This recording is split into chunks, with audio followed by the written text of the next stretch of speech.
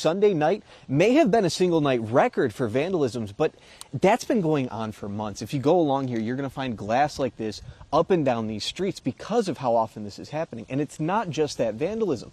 They reported even being able to smell the gunpowder still when they arrived. They say that more shooting happened down along here. Someone was laying on a bench in front of the post office, and we can still see a bloody shirt down there.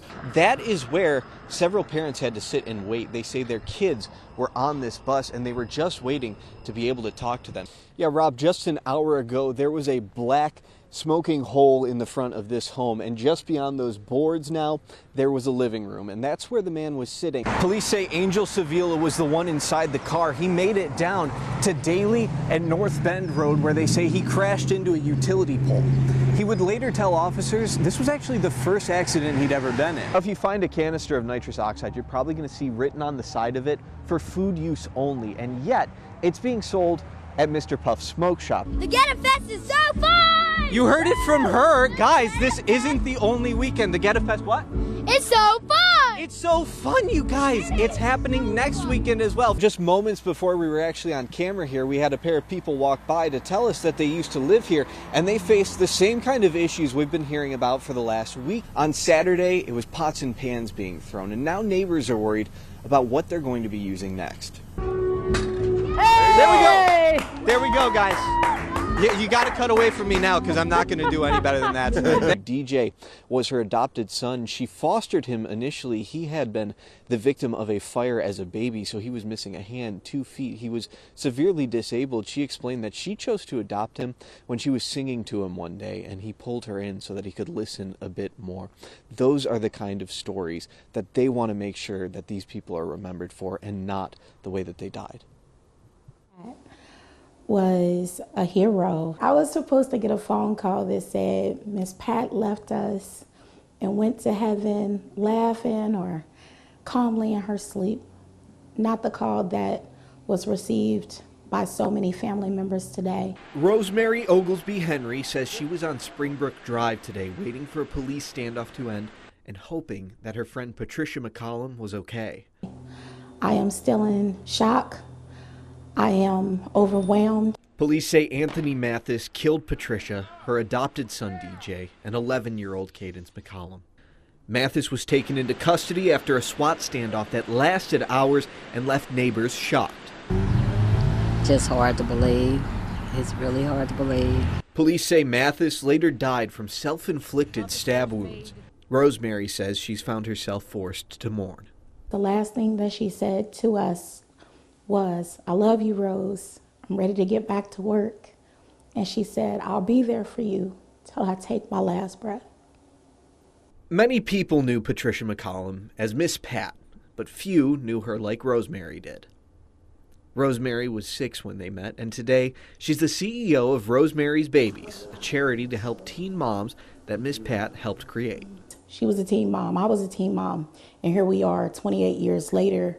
And so she was very impactful in saying, we have to do something now. We can't wait any longer. That charity is looking to soon open the Holloway House to help provide housing and resources to teen moms and their babies. She says Miss Pat died a day before their last step in getting the house approved before opening in November. She won't be able to see us actually open the doors for our first parent. She won't be able to hug that first person to walk in the room like she does, those powerful hugs.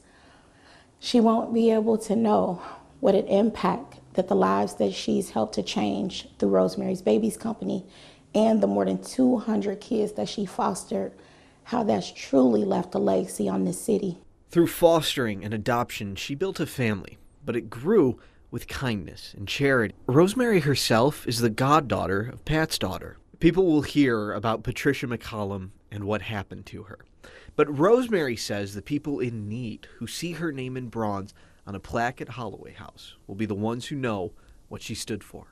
She lived her life until today, making sure that everyone had an opportunity, that everyone was understood, and that everyone had a chance, that Pat McCollum was for the people, and her legacy will live.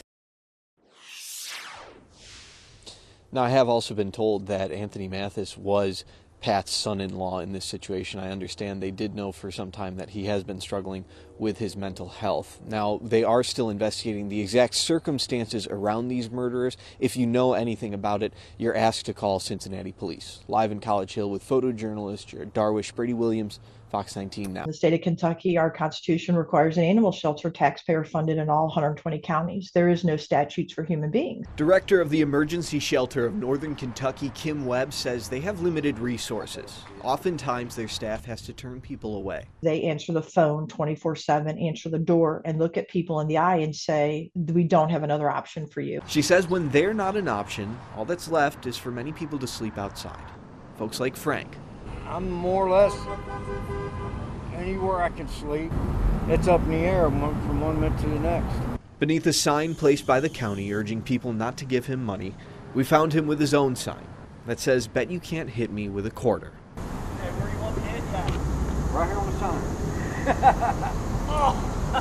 Thank you.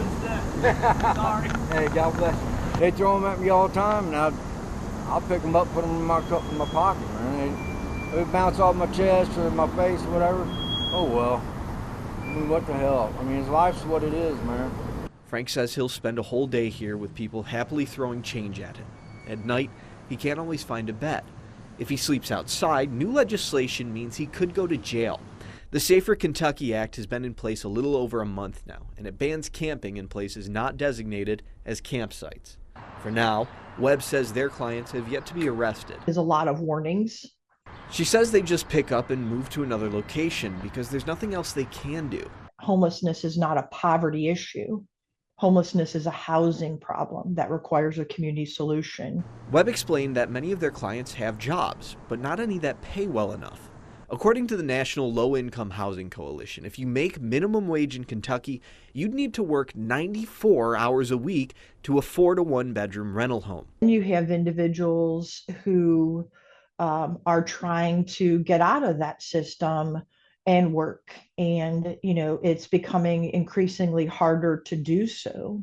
So folks can't afford a place to live, they might not have room at a shelter, and sooner or later this new law will mean the only option is jail. The offense would be a Class B misdemeanor, which could mean a fine they can't afford or up to 90 days in jail. I think there's a level of fear. They don't want to go to jail. They don't have the means in which to pay a fine, or they don't want it on their record. She says even just warnings are disrupting basic sleep, which Frank says is a common issue. Harassing me ain't gonna get nothing done. If I step down and I do this ever again, there'll be 1,000 more people right behind me. Frank says all he wants is a job and a place to sleep. If the only option available for him to rest his head at night means he's a criminal, he's not sure how it's ever going to make his life better. To actually take the time and make somebody turn around and so they can put their handcuffs on them and take them to jail just because they're homeless. Wow. They're going to have to find something better to do than sit there and harass people for being homeless. He suspects it's probably at a landfill, so that's where we are. We went all the way up, if you see that flag, and beyond looking for this thing to see if we could find the ring for him. That go out in the morning, they come in here, they stop at this building, they get waste. We can bring in up to 12,500 tons of trash in here each and every day. That's a load of garbage, and somewhere in these hills, Molly Yeager with Rumpke Waste and Recycling suspects there might be a Super Bowl ring. As we search, she explained that landfills begin about the way you think they might. So we start by digging a big hole in the ground. It's a 40-acre cell that we excavated out, and then we install a series of protective liners. That begins with clay, then layers of plastics, and so on to protect the earth from a substance called leachate, or what you guys might call garbage juice. They pile on the garbage, then cover it, all the while making sure they allow liquids to be drained and gases to be captured. We don't want it in the atmosphere. We want to try to get all those gases out and do something beneficial with it. 30,000 homes in the area are getting their natural gas needs from this site.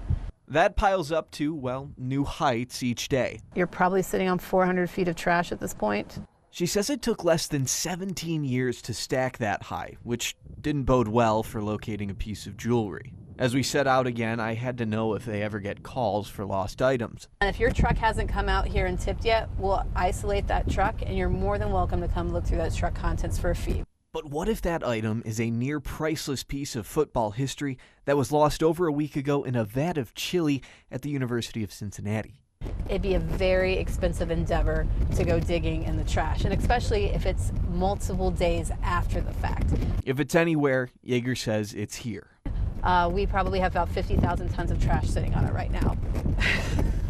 I smiled through my pain, but I was distraught. My hopes for a reward were in the trash. So it's not looking for a needle in a haystack, you're looking for a needle in Iowa. There was some solace knowing not everyone's prized possessions are lost forever. She says one man set out to find his wife's dentures. And after about an hour of searching through the truck's contents, he did find them.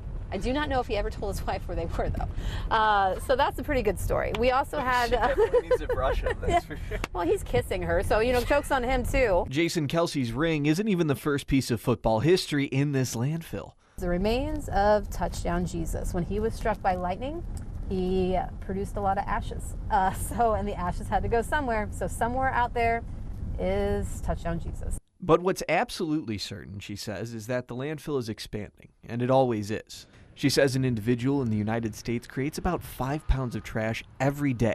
She says if people recycled, they could cut back on around 50% of all this garbage and 50% of the land that has to be used to let it rot. Earth Day is Monday, April 22nd.